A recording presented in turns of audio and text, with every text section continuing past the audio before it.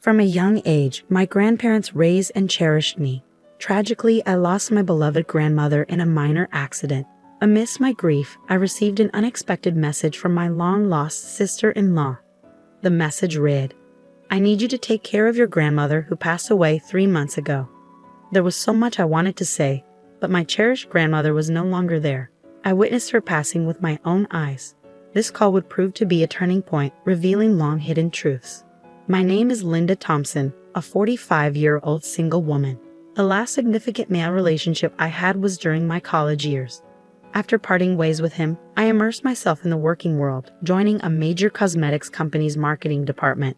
Overtime and weekend shifts became the norm. Before I knew it, I had missed my chance at marriage. 6 years ago, I switched careers, moving to a desk job at a nursing home. Previously, I commuted for an hour and a half each way on packed trains. Making it back home on the last train felt like luck. Now, I work just a 10-minute bike ride away from home. My current job offers standard days off and overtime is rare. However, these weren't the reasons I changed jobs. I've never left my childhood home. I'm confident in my finances and take pride in my household skills. So why haven't I moved out? Because I love my family, especially my dear grandmother. I was born and raised in California. My family consists of my parents, grandparents, and my older brother, Brian, who is 5 years my senior. He is now 50 years old. Although I love my family, my relationship with Brian is complicated. I used to adore him as my brother. He was a gentle, protective sibling. However, Brian changed after college, securing a job in car sales, moving out early, and marrying a colleague 2 years later. From that point on, we drifted apart. He never returned to our childhood home, not for Thanksgiving, spring break, or even Christmas. All I know is that he lives somewhere in the South, but the details are vague. I can't remember the last time I saw Brian's face or heard his voice. It feels like it's been at least 5 years since we last spoke. His parting words were, "Ever since I became a manager, I've been super busy. I'm leaving everything home related to you." My impression of him is that he has become detached and unfeeling. This prompted my career change and decision to stay in my childhood home, ensuring it remained protected. Both my parents are retired. My 93-year-old grandfather suffered a stroke a few years ago, but has since recovered. Though he requires constant care and cannot live independently, my parents are currently caring for him. Then there's my grandmother, Betty Thompson, aged 92. My beloved Grandma Betty played a central role in raising my siblings and me. While my parents worked, my grandparents, particularly Grandma Betty, looked after us and taught me so much. I needed to survive these days. Though Grandma Betty couldn't go out much, she was lively enough to walk freely around the house. That's why I switched jobs to work at a nursing home, allowing me to take care of her if anything happened. As I prepared to leave for work one morning, Grandma Betty called out to me. "When you forgot something, huh?" she asked. "I haven't forgotten anything," I replied. "Here, have some hard candies," she said, handing me a few black licorice candies. "Right, thanks," I responded, smiling. Licorice had always been a favorite treat for both Grandma Betty and me. I slipped the candies into my suit pocket and left the house with a smile. Then tragedy struck suddenly. Grandma Betty had a severe accident. According to my father, she had been hanging laundry on the upstairs balcony when she missed a step on the stairs and fell. This was something we had always feared. We had often told her to leave the laundry to Mom and Dad because the stairs were dangerous, but Grandma Betty, like me, was stubborn and believed in doing things on her own. No one was to blame. It was just an unfortunate accident that could have happened at any time. Everything happened quickly after that. Grandma Betty suffered complex fractures to her femur and pelvis and never made it home from a hospital. Just 4 months later, she passed away due to old age. I was heartbroken, shedding tears and mourning deeply, but I am now an adult and the breadwinner of the house. I couldn't afford to be consumed by sorrow. I took care of the funeral, cremation, and interment arrangements. Grandma Betty was originally from the Midwest, and without any close relatives to contact, we decided as a family to hold a small funeral with just close family members. We had to invite my brother and his wife, and I assumed they would attend without hesitation. However, I was wrong. I couldn't reach them by phone or WhatsApp. I also sent an email but received no response. As a last resort, I sent a text message, and the reply came on the day of the cremation. I'm very busy overseas for work. Sorry, but I can't make it. I'll send the money later, it said. I was indifferent to the money upon reading the message. I found myself speaking out loud without meaning to. Can his job really be so demanding that he can't even spare a moment to bid farewell to our beloved grandmother? It was difficult to comprehend. As I placed flowers, a photo of Grandpa, and her favorite black candy in Grandma's casket, her makeup perfectly applied as if she were merely asleep, my perception of my brother shifted.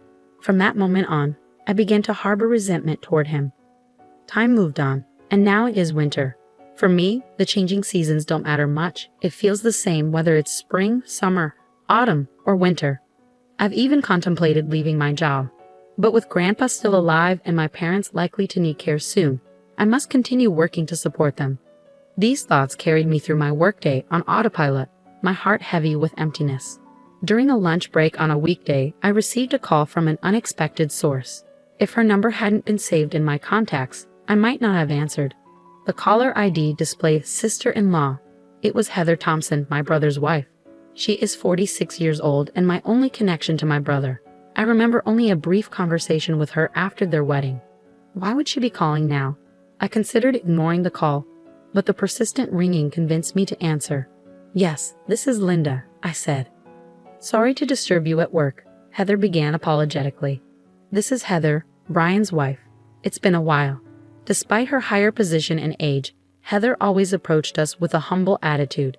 When she chose to marry my brother, she made sure to introduce herself to my parents and me, even on my brother's behalf.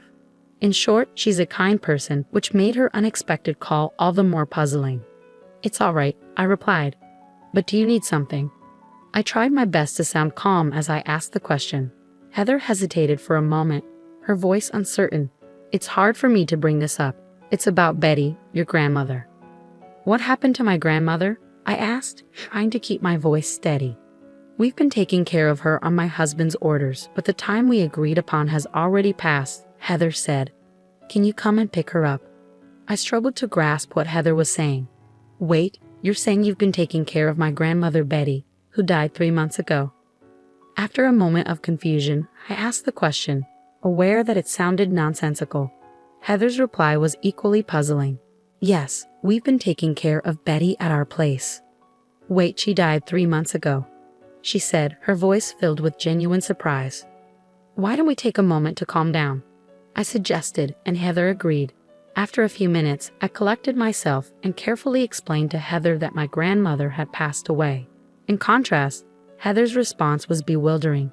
She claimed that Brian and Heather had been told my grandmother needed care and took her in until arrangements could be made. They had been living with my grandmother at their home. This led me to two possible conclusions. Either Heather and I were both not lying, which seemed unlikely, or my brother Brian was the one not telling the truth. I had considered the possibility of such a blatant lie from him, even though it would be quickly exposed. But there were matters I needed to address before pursuing this further. I wanted to contact Brian right away, but he remained practically unreachable on his mobile phone. I told Heather that I had never used my husband's cell phone. He wouldn't allow it. However, she suggested that she could talk to him on her cell phone while he was at home. He's been working remotely more often lately, I interjected. I think if I asked, he'd probably be willing to have a video call. While I believed in the power of face-to-face persuasion, there was a problem. I wasn't even sure where they were living now. We've been living in my city in California for over 10 years, so it's easy for us to visit your house, Linda, Heather said. For now, we agreed to talk to Brian on Heather's cell phone that night and ended the call. We devised various other plans, but I couldn't shake off the feeling of unease. I-City was just the next town over, but how much lying would satisfy him? Expecting me to care for a stranger's elderly woman just months after Grandma passed away was too much. It was repugnant. When I got home, I called Brian on Heather's cell phone at the agreed time of 8 p.m. By the way, Heather was also waiting in my room at home, thanks to her kindness and enthusiasm. Despite my constant attempts to contact him, Brian answered Heather's cell phone after just 3 rings. I made sure Heather could hear the conversation by putting the sound on speaker. Where are you right now? You haven't even prepared dinner, he said in an imposing and arrogant tone. He wasn't the same Brian anymore. It's me, Brian, I declared, He seemed confused by my sudden interruption. I braced myself, waiting for my brother's next words. "That's Linda, isn't it? Where's Heather?" he asked. "I'm here," Heather replied assertively. "Why are you with Linda?" Brian fumbled, then quickly regained his composure. "Did you tell Linda about that matter?" he asked. "Yes, I did," she responded calmly. "I told you it was too soon to discuss it," he exclaimed, revealing a sudden shift in his attitude about the issue. I assumed he was referring to our grandmother. "I heard from Heather that you've been working remotely lately," I began. "What about it?" I could almost see the scowl on my brother's face. "Why don't we talk face to face using a remote work app from now on?" I suggested. "I'll send you the ID and password." "If you refuse, I'll take Linda and return home," Heather offered as a backup plan. Reluctantly, my brother agreed. I sent the ID and password using Heather's phone, and we waited for him to join. Soon my brother's face appeared on the screen, slightly fuller than before, but unmistakably him. "It's Brian. So what's so important that we have to talk face to face?" "I'm busy," he said, attempting to downplay the situation and infuriating me further. "Isn't it obvious? This is about our grandmother." "What do you mean by asking us to take in our grandmother who died 3 months ago?" I questioned. To my astonishment, he responded calmly, "You must be misunderstanding something. Our grandmother isn't dead. I'm taking care of her at my place." "Linda, you asked for this, didn't you?" I was at a loss for words. Was my brother really this scared of Heather finding out the truth? Could he truly be capable of such deception? I was shocked to think that this was my own brother. I was so furious that I was close to tears. "But I sent you a text message," I said through choked sobs. "I don't remember that. Grandma's here with me right now. Do you want me to bring her over?" Brian's defiance left no room for my tears. "Yes, bring her here," I demanded. Brian left his seat and returned a few minutes later with an elderly woman in a wheelchair. "Say hello, Grandma," he prompted. "Linda, it's been a while. I'm Betty," the old woman spoke slowly. I wish she would stop this farce. Anger surged through me again. This woman was not my beloved grandmother. The old woman on the screen bore no resemblance to my grandma. My grandmother would never have called me Linda. Brian seemed committed to denying reality to the bitter end. "She's a completely different person," I argued. "As people age, their appearance changes. She's been showing signs of dementia recently, so it's possible her memories of you are unclear."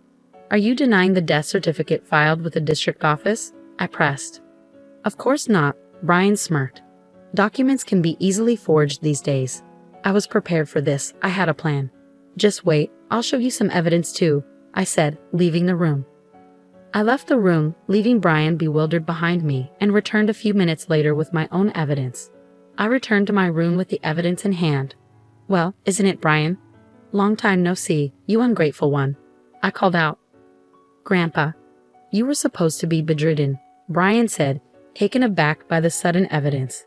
His eyes widened. "I was prepared to die at one point, but I still can't go to the bathroom on my own. My brain is still sharp though," Grandpa continued. "I've heard all about it from Linda. Are you saying the woman next to you is my wife, Betty?" "Nonsense. Betty was far more beautiful." Cornered, Brian hung up the phone, likely trying to end the video call. Heather, who had been silent until now, spoke up. "Are you running away, Brian? Going to Catherine's place?" Brian's face paled, visible even through the computer screen. "How do you know that?" he asked, clearly flustered. "I've suspected it for a while, Brian. You've underestimated me. Your grandmother often mentioned Catherine," Heather revealed. "Catherine? That's not my name or my mother's," I replied. "I've confirmed with Linda that she doesn't remember anyone named Catherine." Heather had been suspicious for some time and hired a private detective to investigate potential infidelity. The results came quickly, pictures of Brian at the scene of the affair. It turned out Catherine's grandmother was the one Brian had been caring for, and he had been preparing various things to divorce Heather and remarry Catherine. Brian's relationship with Catherine, a subordinate in her late 20s at work, was part of a plan to win her favor. He was trying to move Catherine's grandmother into a care home while trying to remove his own family from our home. This was all part of his plan to divorce Heather without any blame and remarry Catherine. Heather had proven all of this and approached me honestly. She was an exceptionally intelligent woman, despite her unassuming appearance and demeanor. Do you have anything to say? I asked Brian, prepared only to listen. I'm really sorry. Please forgive me. I never intended to deceive you, and Heather, I apologize to you as well. I'll end things with Catherine, Brian said, bowing his head through the screen. Advancements in technology these days make it easy to see his tearful face clearly from afar. Grandpa, please help me, he pleaded. Fool. After using Betty and betraying my beloved granddaughter and daughter-in-law, I never want to see your face again. This is the last time. Linda, you too, Grandpa said sternly. I never want to see your face again either. Heather, I've already completed the divorce mediation process. I'm returning to my parents' house, so we'll see each other in court next. Goodbye, big brother, I said before ending the remote conversation on my laptop. As the seasons changed and the autumn equinox arrived, I visited my grandmother's grave alone. With my hands clasped together, I reflected on the events that had transpired. Brian's divorce from Heather was settled in her favor. He was ordered to pay a substantial amount of alimony and returned home in tears at one point. Thanks to Grandpa, who remains mentally sharp, Brian was virtually disowned. His will now states that Brian is no longer family. Brian had hoped to remarry Catherine, but his situation was no longer appealing. Divorced in his 50s and deeply in debt, he struggled to find another job after quitting his longtime position at the car dealership. He now lives in a modest one-bedroom apartment, working odd jobs and paying alimony. It's a classic case of reaping what you sow. Most of my information about Brian came from Heather. We became friends after everything settled, and we often spend time together. Grandmother, I'll come again, I said as I stood up from her gravestone. A strong breeze blew, and I heard a voice I adored. Lynn, thank you. Please take care of your grandpa for a little while, the voice said. I muttered, Grandmother, and suddenly realized I was holding something in my right hand, a piece of black licorice candy. It was odd because I hadn't brought any as an offering. I'm not particularly religious, but could it be a sign from my grandmother? Perhaps not. There's always black licorice at the altar, so I must have unconsciously picked one up and forgotten about it. Still, the thought of my grandmother watching over me gave me strength. Thank you, Grandmother, I murmured, looking up at the sky. Then I left the graveyard, feeling a